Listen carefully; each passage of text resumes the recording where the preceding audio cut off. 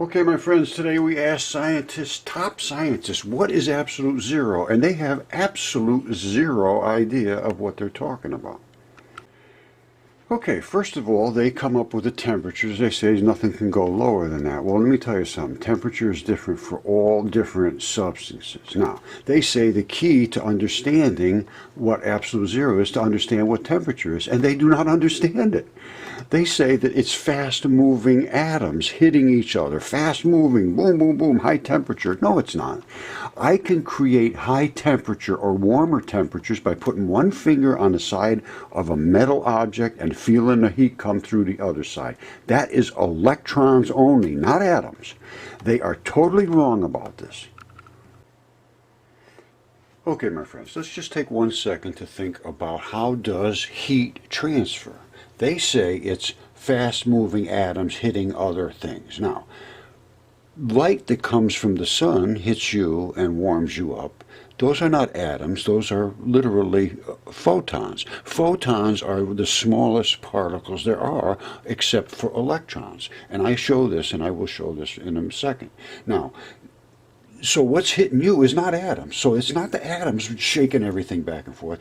It's electrons that are extra electrons. That means that there's only supposed to be 10,000 electrons here, and everything's stable. You put 11,000 electrons in, they've got 1,000 extra electrons, they have no place to go. That is the heat, the electrons. When they bleed out, that's it. And you don't need anything special for them to bleed into. They don't have to do anything special. They just walk away because they can walk through anything. They can walk through air, they can walk through glass, they can walk through metal, they can walk through fibers of cotton and anything, because they are extra particles. Just like the extra particles that are in the air that collect on you as static. That's only electrons. It's a cold day. There's not much moisture in the air, and these electrons want to be attached to moisture. They're floating everywhere. Those are the ether. They want to find some moisture, and you happen to be walking through. Hey, there's moisture.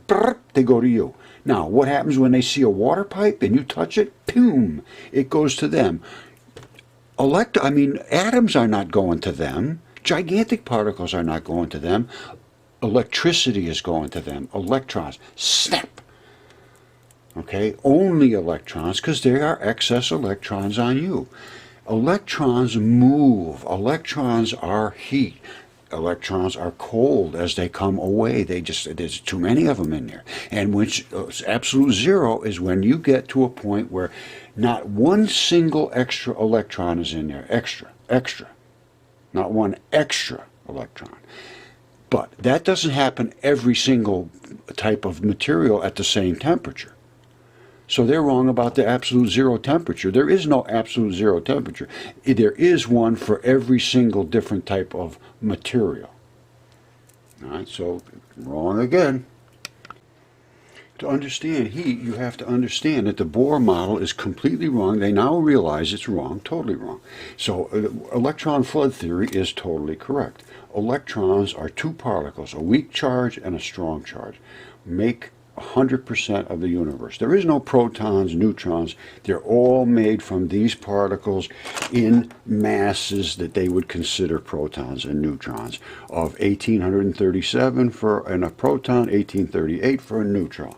Now, radiation is nothing more than these little tiny particles going flying here and there because being forced to be pushed around in their orbits, or even breaking them from their atomic nucleuses. Now, all energy is electrons push to push, whether they're being pushed out of here or they're being pushed out from their orbits. It's push to shove. The basic electron is a weak and a strong force.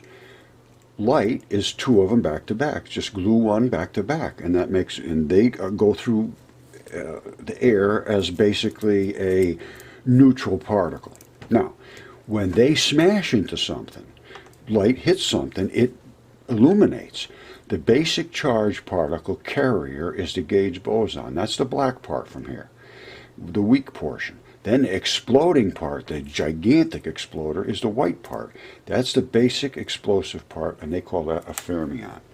That's what light is all about, and that's what heat is all about. And the electron is what moves to create heat, to force into other electrons' regions where they don't want it, and when you pull it back out, they all just settle. There's no more force, there's no more pressure inside there.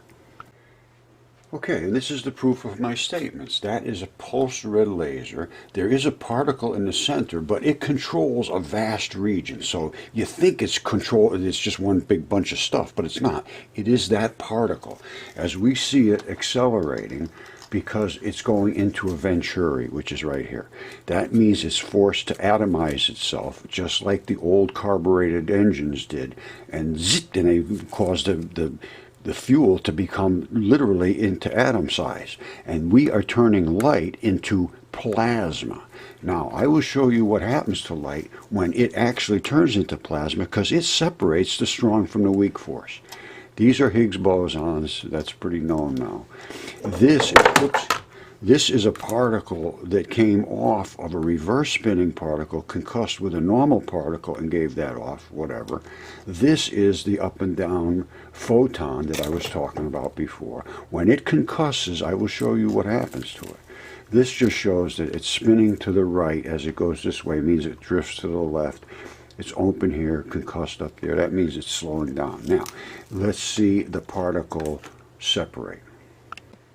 Okay, there's your particle that I talked about in the beginning. It's all concussing here. There's the black ones removing themselves, just walking away from the white concussed. The weak force, the strong force. I mean, that's all they asked for, and it's all there. And I tried talking to a particle physicist the other day. He says he sees no acceleration. He sees nothing to talk about. End of discussion. Don't ever talk to me again. And he is in charge of one of the giant nuclear colliders and sees nothing to talk about here. So, good luck. All right, listen to this now. They're coming head on this way with big heavy particles and just getting a splash of stuff.